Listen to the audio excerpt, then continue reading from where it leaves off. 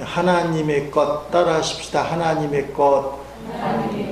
하나님의 것이, 이 세상 모든 게 하나님의 것이지만 오늘 말씀은 내가 하나님의 것이다. 한번 해보십니다. 나는 하나님의 것이다.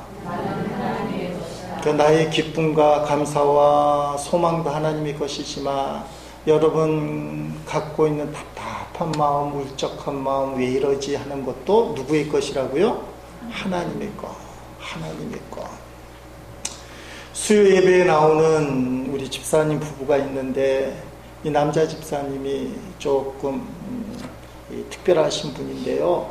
대통령 선거가 있던 날 그 발표가 있고 나서는 재미난 이야기를 들었습니다. 수요 예배 참석해서 어떤 찬양을 부를까 했더니 한참 찾다가 못 찾았다고 하면서 예배 후에 말씀하는데 이분이 그날 대통령 선거가 발표되던 그날에 잠을 자지도 않고 이 찬송을 밤새 불렀다는 겁니다. 밤새 찬송을 부를 뿐이 안 같은데 너무 기분이 좋아서 밤새 이 찬송을 불렀다는데 내가 매일 기쁘게 순례의 길 행함은 주의 팔이 나를 안보함이요 내가 주의 축복을 받는 참된 비결은 주의 영이 함께함이라 성령이 계시네 할렐루야 함께 하시네 좁은 길을 걸으며 밤낮 기뻐하는 것 주의 영이 함께 함이라 밤새 이 찬양했다는 거예요. 이분이 지금 가게 오픈 준비에 한참 바쁘신 분인데 너무 기분이 좋으니까 문재인 대통령 생가가 거제도에 있습니다. 지난 13일, 14일에 양일간에 거쳐서 1만 명이 방문을 했다는 거예요. 그러니까 거제시가 생가를 복원하겠다. 사진을 보니까 이렇게 관리가 안 돼 있어서 집이 상당히 이렇게 어지럽혀져 있는데 생가를 사고 복원을 하겠다. 그럴 수밖에 없잖아요. 10,000명이 몰려드니까 주차장도 없고 준비가 안 돼 있는 상태에서 아마 거제시 입장에서는 수익 사업이 될 수도 있지 않겠습니까? 근데 청와대에서는 대통령이 된 지 며칠이 됐다고 벌써 생가 복원을 하느냐 만류한다. 이 세상에서 가장 기쁜 일이 무엇일까? 대통령 선거에 자기가 원하는 사람이 뽑혀서 기쁘기도 하고 그 대통령이 태어난 거제도 사람들도 기쁘기도 하고 세상에서 내가 원하는 것이 풀려서 기쁘기도 하고 여러 가지 기뻐할 수 있는 일들이 많을 것입니다. 건강해서 기쁘기도 하고 살면서 뜻하지 않는 횡재가 생겨서 기쁘기도 하고 그런데 그 중에 가장 큰 기쁨은 예수 그리스도를 구주로 믿고 하나님의 자녀가 되는 기쁨 이것이 가장 큰 축복인 줄로 믿습니다. 하나님이 나의 아버지가 되고 나는 하나님의 자녀가 되는 그런 기쁨 이 기쁨을 가장 큰 복으로 누리고 사는 저와 여러분 되기를 주의 이름으로 축원드립니다. 이 땅에서도 예수님 잘 믿고 원하는 것이 잘 이루어져서 살아계신 하나님을 세상에 증거하는 그런 증거가 있는 사람들 잘 살고 잘 믿고 그래서 죽어서 천국에 가는 사람들 얼마나 좋겠습니까? 그러나 설령 이 땅에서 가난하고 힘들고 어렵게 산다 할지라도 예수님 믿고 천국 가는 게 복이다. 가장 불쌍한 사람이 누구겠어요? 가장 불쌍한 사람은 이 땅에서도 힘들고 어렵고 가난하게 살고 천국도 못 가는 사람들. 그게 진짜 불쌍한 사람이에요. 이 땅에서도 못 살고 천국도 못 가고. 여러분 주변에 혹시 그런 사람이 있다면 그 사람만큼은 꼭 전도해야 됩니다. 어떤 사람요? 어렵고 힘들게 살고 예수도 안 믿는 사람들. 이 사람들은 어디 가서도 대접을 못 받아요. 그런 사람들 꼭 전도해야 됩니다. 여러분 우리는 생명의 삶을 통하여 주일날 설교를 그 본문을 따라가게 되는데 이제 민수기에 이르게 되었습니다. 이제 민수기를 통해서 은혜 받을 생각인데, 민수기라는 것, 원래 히브리어의 의미는 광야에서라는 뜻입니다. 광야에서. 출애굽하고 이스라엘 백성이 광야 생활 동안 살아가는 그 내용을 기록한 것이 민수기인데, 이 민수라는 것, 백성을 센다 라고 되어 있잖아요. 백성민자, 숫자, 수를 써서 백성을 세는 것이 왜 민수기가 되었느냐. 민수기 1장과 26장에 인구 조사하는 것, 백성을 세는 그 내용이 나와 있기 때문에 그렇습니다. 근데 하나님이 왜 인구 조사를 하라고 하실까? 민수기 1장 3절에 나와 있죠. 이스라엘 중 20세 이상으로 싸움에 나갈 모든 자를 너와 아론은 그 진영별로 계수하되 하면, 어디에 나갈 사람을 찾는다는 겁니까? 싸움에 나갈 사람, 만 20세 이상, 그렇게 돼 있어. 20세 이상. 요새 같으면 아마 20세 안 될 거예요. 발달이 잘 돼서. 우리 수경이도 지금 나이가 어리지만 전쟁에 나가서 싸울 수 있을지 모르겠어요. 북한에 있으면 군인으로 징발될지 모르는데, 성경에 보니까 20살, 딱 20살까지, 20살부터 군인에 참여하라. 12지파를 조사해 보니까 60만 3,550명이 대상자가 돼. 60만 3,550명이라는 숫자는 군 입대 숫자에 해당됩니다. 군 입대 숫자. 60만 대군이 되는 거예요. 만 20세 이상의 장정들. 근데 성경에 보니까 군에 안 가도 되는 지파가 하나 나와요. 군 면제자. 누구냐? 바로 레위 지파입니다. 1장 49절 50절에 이렇게 나와있죠. 레위 지파는 세지 말고 다른 이스라엘 백성과 함께 이름을 적지 말라. 그렇게 돼 있어요. 레위 사람에게는 언약의 성막을 관리하는 일을 시키라. 레위 사람에게 성막과 그 안에 있는 모든 것을 보살피게 하여라. 그들은 성막과 그 안에 모든 것을 옮기는 일을 하며 또 성막을 관리하며 성막 둘레에 진을 치고 살아야 한다며. 기분 나쁘죠. 모든 사람이 군대에 들어가서 나라를 지키고 전쟁을 해야 되는데 레위 지파는 가지 마라. 우리나라에는 대통령 선거에서도 이게 문제가 돼요. 아들이 군대 안 갔다 그러면 대통령 후보가 낙마하는 경우가 실제로 있었어요. 그런데 레위 지파는 가지 마라. 좀 이상하잖아요. 이스라엘 공동체는 어떤 공동체냐? 하나님의 공동체입니다. 하나님의 공동체, 하나님을 믿는 공동체, 하나님 중심의 공동체. 이 공동체가 전쟁을 하면 전쟁의 승패가 어디 있을까? 군인이 몇 명이고 전쟁의 무기가 무엇이고 어떤 전략을 쓰느냐가 상당히 중요합니다만, 전쟁은 어디에게 속했느냐? 따라합시다. 하나님께 속했다. 전쟁은 하나님께 속했다는 거예요. 실제로 군인들이 필요하고 무기가 필요하고 싸우면서 죽기도 하지만 전쟁의 승패는 전쟁터에 있는 것이 아니라 하나님께 달렸다는 거예요. 그러니까 사람이 취할 방법을 다 동원해야 되지만 하나님에 대해서 특별히 무엇인가 해야 돼요. 그게 뭐냐 하면 예배요, 기도라는 겁니다. 출애굽기 17장에 잘 나오잖아요. 르비딤 광야에서 이스라엘이 아말렉과 싸울 때 모세가 여호수아를 선택하여 이스라엘 군대를 광야에 보내서 싸움을 하게 만듭니다. 그런데 전쟁의 승패가 어디에서 나옵니까? 출애굽기 17장 10절부터 13절에 보니까 그리하여 여호수아는 모세의 말대로 아말렉 사람들과 싸우러 나갔습니다. 기도만 하면 안 된다는 걸 싸우러 나갔어요. 한편 모세와 아론과 훌은 언덕 꼭대기로 올라갔습니다. 모세가 팔을 지켜들고 있는 동안에는 이스라엘 백성이 싸움에서 이겼지만 모세가 팔을 내리면 아말렉 사람들이 이겼습니다. 이상한 일이죠.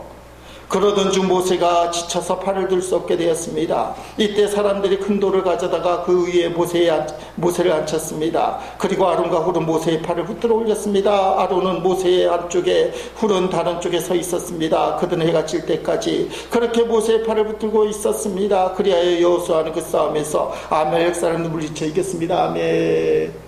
모세가 기도의 손입니다. 기도의 손을 들어야 이스라엘이 이기니까 아론과 훌이 기도의 손을 계속 들도록 옆에서 팔들을 들었다는 거예요. 좀 이상하잖아요. 한번 기도하면 하나님이 순식간에 이기게 해주셔야지. 아니, 모세 그 노인이 팔을 들고 고생할 때까지 그대로 지켜보시는 거예요. 힘이 빠져서 내리면 이스라엘이 져요. 이 말은 심각한 이야기입니다. 군대가 진다는 건 무슨 말을 얘기하는 거예요? 사람이 죽는 거예요. 군사가 죽어요. 우리 발금이 상하 같은 군인들이 죽어요. 쟤네들이 전쟁 나면 다시 가야 되잖아요. 어쩌면 우리 후경이가 죽을 수도 있어요. 모세가 손을 내리면 군인이 죽는 거예요. 하나님 너무 이상하잖아요. 한번 높이 기도의 손을 팍 들면 순식간에 역사를 해주시면 좋을 텐데, 이게 기도의 중요성이고 방법이에요. 성도들이 기도의 손을 잠깐 들면 잠깐 영적인 기쁨을 누리고 이게 전부다라고 생각하는데 전부가 따라합시다. 최후 승리를 얻기까지 기도의 손을 드는 방법을 연구해야 돼요. 모세가 손을 못 드니까, 서서 손을 못 드니까 돌덩이 갇혀다가 앉혀놓고 그 옆에 누구와 누구가 팔을 들었다고요? 아론과 훌이 팔을 드는 거예요. 여러분이 답답한 일이 생기고 마음이 너무 안 좋아서 하나님 앞에 기도하는데, 기도하다 보니 어느 순간 응답을 받았어요. 그게 끝이 아니라는 거예요. 계속해서 기도의 손을 들 수 있는 방법을 찾아야 된다는 사실입니다.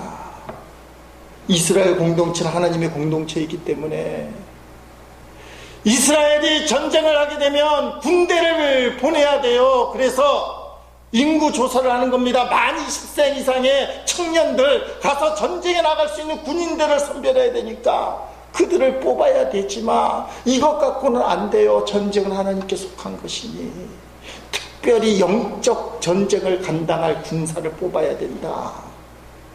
영적 전쟁을 감당할 군사는 레위 족속이다. 우리나라를 살리는 길, 부강하게 만드는 길, 요새 우리가 특사도 파견하는 이유가 뭡니까? 미국, 중국, 일본, 러시아에 치여서 어떻게 하면 이 소용돌이를 빠져나갈 것인가? 어떻게 하면 부국 강국의 조국을 만들 것인가? 대통령도 잘해야 되고 정부도 잘해야 되고 국민도 힘을 모아야 되지만 정작 이 모든 걸 결정하시는 분은 하나님이기 때문에 하나님 믿는 성도가 중요한 거예요. 이 나라 이 민족이 바로 서기 위해서는 성도들이 기도의 손을 들어야 되는 거예요. 하나님을 향해서. 주보에 중보기도가 나갑니다만 빠지지 않고 나가는 게 나라와 민족을 위한 것이잖아요. 북한을 위한 것이잖아요. 우리가 기도의 손을 계속 들어야 돼요. 그게 하나님의 역사하는 방법인 것입니다. 왜 하필이면 하나님이 레위 지파를 선택했을까? 많은 지파가 있는데 왜 레위 지파일까? 출애굽기 32장에 보면 레위 지파를 선택한 이유가 나옵니다. 출애굽하고 얼마 안 돼서 모세가 시내 산에 올라가요. 40일 금식 기도를 했다고 성경 기록되어 있는데 40일 동안 아무것도 안 먹고 하나님과 교제를 하는 겁니다. 십계명을 그동안에 받았어요. 내 땅에 있는 이스라엘 백성들은 답답해요. 강력한 지도자인 모세가 언제 온다고 말도 없이 산에 올라가더니 소식이 없어요. 하루 이틀 3일. 이게 답답한 거예요. 하나님을 믿지만 아직 십계명도 없는 시대이기 때문에 하나님에 대한 믿음이 잘 서지 못할 때예요. 그러니까 이스라엘 백성들이 답답하니까 하나님을 좀 눈으로 보자. 조금 믿음이 약한 아론 제사장을 흔들어 놓고는 우리 하나님을 눈으로 좀 보자. 우리를 애굽에서 이끌어 주신 좋으신 하나님. 이렇게 금덩어리를 모아서 만든 게 송아지예요. 송아지. 금송아지 우상. 그 금송아지 만들어 놓고는 이게 하나님이다. 우리를 애굽에서 이끌어준 좋으신 하나님이다. 덩실덩실 춤을 추고 너무 기뻐하는 거예요. 하나님이 우상을 그렇게 싫어하는데도 우상 만들어 놓고는 하나님이라고 얘기해요. 모세가 40일 만에 날아오니까 이거 말로 표현할 수 없는 비참한 밀려드는 거예요. 모세가 성격이 한가닥 하잖아요. 들고 있던 돌판 10계명을 산 밑으로 내어 던졌어요. 깡그리 깨져버렸어요. 화가 이만큼 난 거예요. 이렇게 모세가 하나님의 명령을 받아서 이렇게 말합니다. 우상을 섬기지 않고 하나님 편에 설 자가 누구냐. 이게 중요한 말씀이죠. 출애굽기 32장 26절 같이 읽습니다. 이에 모세가 진문에 서서 이르되 누구든지 여호와의 편에 있는 자는 내게로 나오라 하며 레위 자손이 다 모여 그에게로 가는지라 하며 많은 이스라엘 백성들이 몽땅 금송아지 만들고 하나님이라고 얘기할 때 금송아지에 절하지 않고 끝까지 하나님 편에 섰던 하나님의 마음을 읽었던 사람이 도대체 누구냐? 레위 지파예요. 세상이 아무리 흔들려도 흔들리지 않고 하나님만 섬기는 사람. 그 사람이 레위 지파라는 겁니다. 하나님이 어떤 사람을 쓰시느냐? 영적 전투에 누가 동원이 되느냐? 레위 지파예요. 생명을 걸고 하나님을 섬길 수 있는 사람. 좀 어렵게 얘기하면 순교자의 신앙을 가진 사람. 우리 옆 사람 한번 보셔요. 순교자의 신앙을 가졌을까? 따라합시다. 순교자의 신앙을 가지시니 참 감사합니다. 시작. 순교자의 신앙을 가지시니 참 감사합니다. 오늘 예배에 나온 분들은 다 순교자의 신앙을 가진 레위 지파, 영적인 레위 지파. 우리 때문에 이 나라가 존재하는 거예요. 이렇게 나라가 어지럽고 이 나라가 그렇게 나라다운 나라가 아닌데도 존재하는 이유는 순교자의 신앙을 가진, 말하면서도 좀 부끄럽긴 하지만 저와 여러분 때문에 하나님이 쓰시는 거예요. 순교자의 피가 있는 곳에 교회가 존재하고 교회가 부흥하는 겁니다. 우리 교회에도 순교자처럼 하나님을 섬기는 성도들이, 제1의 식구들이 이 교회를 존재시키고 부흥시키는 거예요. 감리교에서는 6월 마지막 주일을 순교자 기념주일로 지킵니다. 왜 6월 마지막 주일이냐면 6.25 전쟁 때문에 그래요. 6.25 전쟁 때 감리교인뿐만 아니라 많은 기독교인들이 총에 맞아 죽고 죽창에 찔려 죽고 낫에 난자를 당하면서 많은 사람들이 순교를 당하고 북한에 끌려갔어요. 감리교신학대학교 출판부에서 펴낸 6.25 한국감리교회 순교자라는 책에 보면 감리교인 파악된 순교자 수만 136명이라고 그래요. 136명.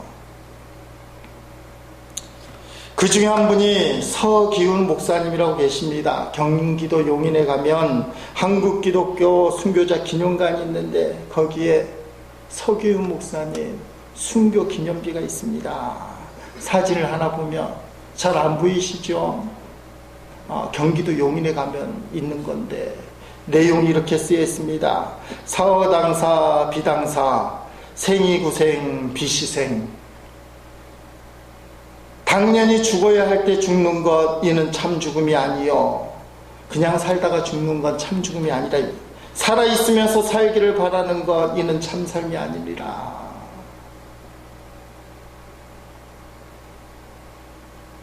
당연히 죽지 않을 때 죽을 수 있는 용기. 서기훈 목사님 기념비 있는데 이분은 강원도 철원 장교에서 목회를 하셨다고 합니다. 6.25 때 전쟁이 나니까 많은 분들이 이 목사님에게 피난을 가시라고. 근데 나이가 많으셨나 봐요. 나이도 먹을 만큼 먹었는데 어디로 피난 가냐고. 교인들은 누가 지키냐고. 교인들은 다 피난 가는 게 아닌데 남아 계셨어요. 공산당이 들어왔습니다. 그런데도 주일 예배를 드리고 새벽 기도를 계속 드리는 거예요. 그런데 서기훈 목사님이 품행과 인격이 존경스러웠나 봐요. 공산주의자들이 서기훈 목사님의 교회를 지키고 예배 드리는 것을 묵인을 해줬어요. 그리고 유엔군이 인천 상륙작전하고 수복이 되면서 철원도 수복이 되니까 그때 교회에 있었던 청년들이 도망가지 못하는 공산당원들을 잡았어요. 잔류자들을 잡고는 공개 처형을 하려고 했습니다. 그 당시는 그랬나 봐요. 공산당이 분명하면 사람들 모아놓고 처형을 하던 그런 분위기. 근데 서기훈 목사님이 그 이야기를 듣고는 청년들 앞에서 얼굴이 빨개지고는 집으로 들어가서 이삿짐을 싸는 겁니다. 소문이 났어요. 목사님이 이 공개 처형하는 거 보고 화가 나셨나 보다. 청년들이 달려가서 아니 목사님 왜 이렇게 화를 내시면서 이삿짐을 싸십니까?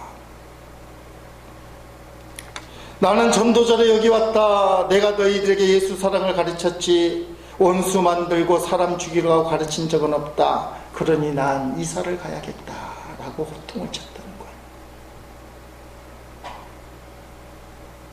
거예요. 청년들이 이유를 알고는 깨닫고는 풀어줬다는 거예요.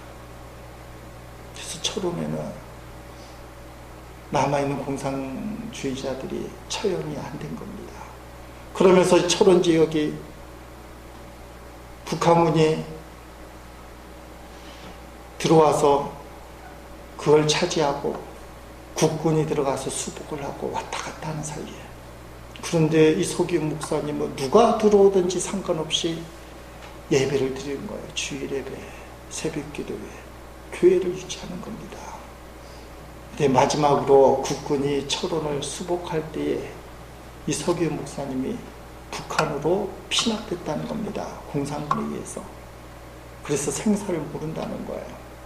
아마 돌아가시지 않았겠냐 해서 순교자 그렇게 올라가 있습니다. 차마 양을 버리고 피난 갈 수 없다는 마음, 나 혼자 살지 않겠다는 마음, 이게 하나님을 향한 마음이라는 거예요. 별것 아닐 수도 있어요. 남들도 피난 안 가니 나도 피난 안 가야지. 그러나 목사에게 있어서는 그것은 생명을 거는 순교자의 신앙이 필요한 태도입니다. 이미 북한에서는 그게 증거가 됐기 때문에 그래요. 많은 사람들이 북한에서 신앙 때문에 쫓겨나고 죽었잖아요. 그래서 하나님 믿는 신앙 때문에 남은으로 많이 이미 건너와 있던 상태예요. 여러분, 순교자의 신앙이라는 게 뭡니까? 어떤 일이 있어도 하나님 앞에 바로 서겠다. 이게 중요해요. 바로 서겠다. 자, 바로 선다는 것은 어떤 의미를 가지고 있느냐? 하나님이 눈에 안 보이니까 금송아지를 만드는 게 아니에요. 하나님이 눈에 안 보이니까 하나님 말씀을 제대로 지키겠다는 거예요. 따라합시다. 말씀을 지키겠다. 그것도 제대로 지키겠다는 거예요. 오늘 본문에 보니까 특별히 최초의 제사장 아론인데, 아론의 큰아들 작은아들이에요. 4명이 아들이 있었는데 큰아들 작은아들이 죽어요. 제사장의 아들이니까 제사장인데 제사 드리다가 죽어요. 4절 말씀이 나와 있어요. 쉬운 성경을 보니까 그러나 나답과 하디우 큰아들과 작은아들 여호와 앞에서 죄를 지어 죽고 말았습니다. 어떤 죄를 지었느냐? 그들은 시내 광야에서 잘못된 물을 여호와께 제물로 바쳤습니다. 아멘. 레위기에도 나오는데 이게 사람들이 말이 많아요. 도대체 잘못된 분이 어떤 분일까? 번제단의 불을 하나님 앞에 드려야 되는데 그 불을 안 드리는 게 분명해요.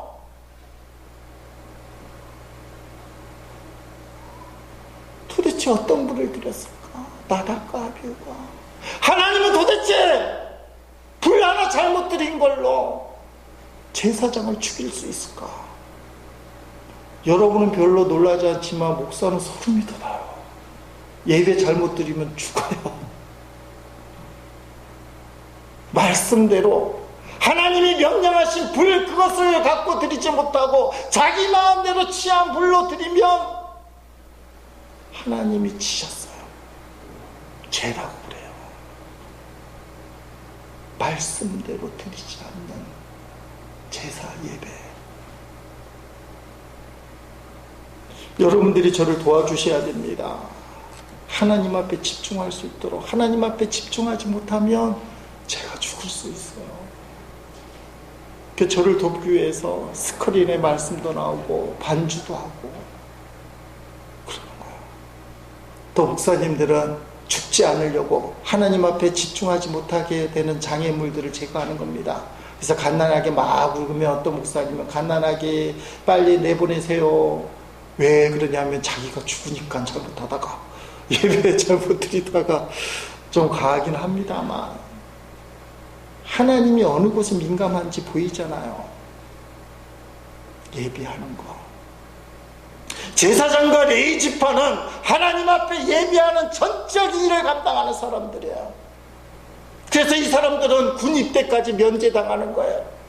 전쟁터에 나가지 말고 그거보다 더 중요한 일을 하라는 겁니다. 생명을 걸고 하라는 거예요. 그 일을 제대로 못하면 생명을 가져가 버리는 거예요. 지금 그 말씀하잖아요. 말씀대로 그 불을 드리지 못하고 네 마음대로 불을 드리면, 이 막중한 영적인 전쟁을 네 마음대로 하면 너는 죽는다. 구약시대니까.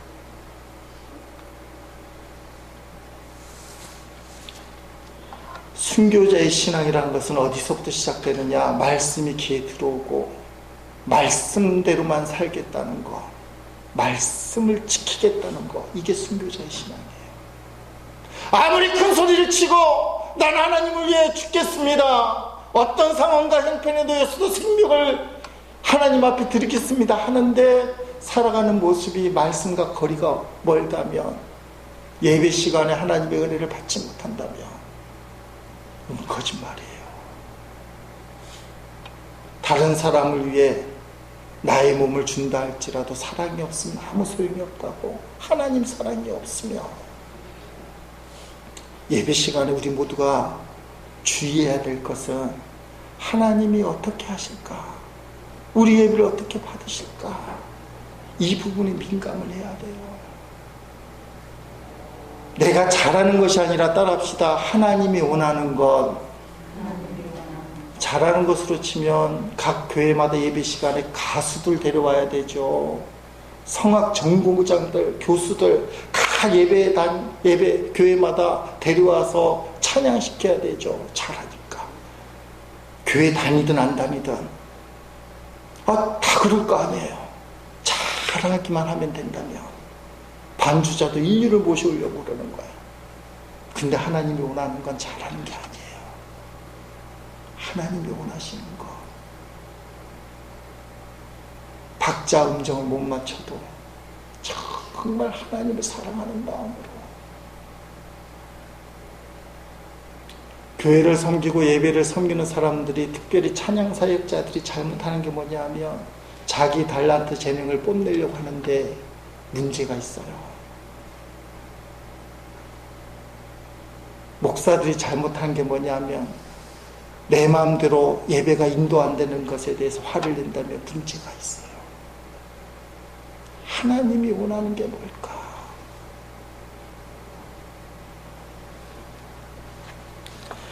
레위 지파에 대해서 우리가 살펴보는데, 레위 지파는 이스라엘 전체를 대표하는 상징성이 있습니다. 오늘 본문 12절 13절에 보니까 이런 말씀이 있어요. 나는 이스라엘 백성 가운데 레위 사람을 뽑아서 그들로 이스라엘의 모든 마다들을 대신하게 했다. 레위 사람은 내 것이다. 처음 태어난 것은 다 내 것이기 때문이다. 너희가 이집트에 있을 때 나는 이집트 백성의 처음 태어난 아이를 다 죽이고, 장자 죽였잖아. 10번째 재앙. 이스라엘에 처음 태어난 것은 구별하여 다 내 것으로 삼았다. 사람이든 짐승이든 처음 태어난 것은 내 것이다. 나는 여호와니라며. 처음 태어난 것은 다 하나님의 것이라는 말씀. 그 처음 것을 대신해서 하나님 앞에 드려진 사람이 레위 지파라는 사실입니다. 레위 지파가 순교자의 신앙, 생명을 건 신앙을 갖고 나머지 모든 사람을 대신해서 하나님 앞에 드려진 인생을 살았다. 그 말은 레위 지파가 하나님 앞에 드렸다는 것은 부족한 사람들을 대신하여 하나님을 섬기는 직무가 주어졌다. 부족하다는 게 뭡니까? 아까 보았던 것듯이 모세가 시내산에 갔을 때 금송아지를 우상이라 하나님이라 섬겼던 그 죄악을 저질렀던 사람을 대신해서 하나님이 레위 지파를 선택해서 그 사람들의 죄를 다 용서하고 레위 지파가 드리는 예배를 받으셨다. 그래서 레위 사람은 내 것이다. 처음 난 건 내 것이다. 너희 모두를 대신해서 나 앞에 드려진 사람은 레위 사람이다. 따라합시다. 부족하고 타락한 이스라엘이지만 레위 지파 때문에 용서해 준다. 그게 하나님 마음이에요. 생명을 걸고 하나님 편에 설 자가 누구냐? 레위 지파가 다 섰어요. 실제로 칼을 들고 수많은 사람이 죽었습니다. 다 죽이지 않았어요.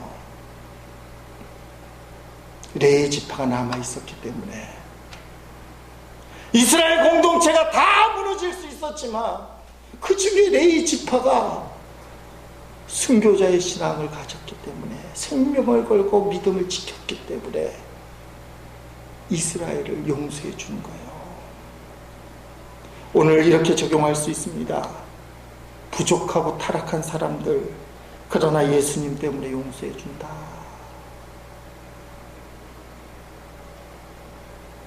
이스라엘 공동체가 죄를 지었을 때 레위 지파는 목숨을 걸고 신앙을 지켰습니다. 레위 지파 때문에 이스라엘이 용서받았다면 예수님은 목숨을 건 정도가 아니라 목숨을 주셨어요. 타락한 죄인들을 위하여 예수님이 십자가에서 죽으셨기 때문에, 하나님의 아들 예수 그리스도가 우리를 위하여 죽으셨기 때문에 너희는 다 용서받았다. 너희는 다 하나님의 것이다. 내 것이다. 이게 구속의 원리예요. 하나님이 나를 선택하시고 나를 구속하시고 나의 주인이 되어 주셨다.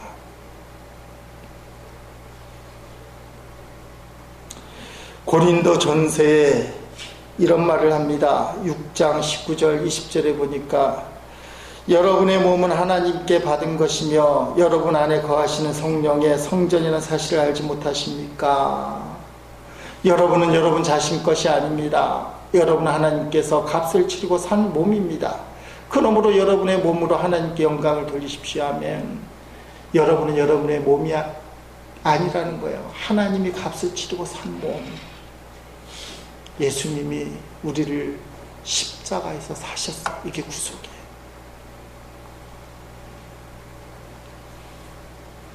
김태원 목사님이 쓰신 내게 능력과 감동을 주는 십자가에 보면 어떤 노인 이야기가 나옵니다. 한 노인이 병원에 입원을 했습니다. 심장에 불순물과 노폐물이 껴서 심장이 제 역할을 못해서 이 노인이 살 수 있는 유일한 길은 심장을 바꾸는 심장 이식을 해야 되는 형편이었습니다. 그런데 누가 나 같은 노인을 위해서 심장을 주겠는가? 포기할 수밖에 없잖아요. 그러던 어느 날 병원 문이 열리고는 한 젊은 청년이 들어오더니 의사에게 말을 하는 겁니다. 내 심장을 이 노인을 위해 주겠습니다. 아니, 어떻게 그런 일이 있을 수 있느냐? 이 노인은 안 된다는 거예요. 나는 살 만큼 살았고 죄도 엄청나게 지었고 마땅히 죽어 마땅한 사람이라고. 무슨 나를 위하여 심장을 준다는 것은 죽는다는 건데 청년이 죽을 필요가 뭐가 있겠어 쏘쏘쏘쏘 하는데 의사가 마취 약을 놨다는 거예요. 책 내용이. 이게 마취가 되고 난 다음에 깨어나고 보니까 수술이 진행이 된답니다. 청년은 죽어 있었어요. 여러분, 이 이야기가 무슨 이야기게? 이게 실제 이야기는 아닐 텐데 죽을 수밖에 없는 이 노인을 위하여 죽은 젊은 청년이 누구입니까? 예수님이세요. 우리 인간은 100살도 못 살아요. 망가질 수밖에 없는 심정을 갖고 어느 날인가는 인생을 끝을 낼 수밖에 없는 인생이에요. 그런데 우리 이런 인생, 이 인생을 붙들고 불완전한 심장을 영원한 심장으로 천국 가서 살 수 있는 심장으로 내어주신 분이 예수님이에요. 그게 십자가의 사건이에요. 심장을 주면서 너는 내 것이라고 말씀하시는 거예요. 예수님이. 사랑하는 성도 여러분, 여러분이 하나님을 나의 아버지라고 고백하고 예수님을 구주라고 고백하는 것 사실에는 이 엄청난 사랑이 들어있는 거예요. 나를 위해 십자가에 죽으신 예수 그리스도, 이 십자가의 그 사랑이 오늘 우리 가운데 흘러가지 않으면, 우리 예배 시간에 그 십자가의 사랑, 십자가의 피가 뚝뚝 떨어지지 않는다면 우리도 잘못된 불로 예배를 드릴 수 있어요. 하나님이 안 받으신 예배. 하나님은 나답과 아비후처럼 우리를 죽이지는 않지만 얼마나 답답해 하시겠어요. 왜 너희는 너희가 드릴 수 있는 불을 드리지 않느냐. 오늘 예배를 드리면서 내 심장이 예수님의 심장이구나, 내 육신의 심장이 멎어도 나는 천국에서 예수님의 심장으로 사는 존재구나, 그 예수님의 십자가의 사랑에 감격할 수 있기를 주의 이름으로 축원드립니다. 하나님이 말씀하셔요. 너는 내 것이다. 너는 너의 것이 아니고 내 것이다. 내가 책임져 줄게. 내 모든 것을 내가 인도해 줄게. 오늘 우리가 이 말씀을 통해서 하나님이 나의 주인이라는 것, 그리고 이것을 예수님을 통해 믿는 것이 가장 큰 축복이고 세상과 바꿀 수 없는, 어떤 것과 견줄 수도 없는 가장 큰 감독이라는 사실, 이것이 믿어지고 믿고 그리고 누려지고 그것을 전할 수 있는 제1의 식구들이 다 될 수 있기를 주의 이름으로 축원드립니다.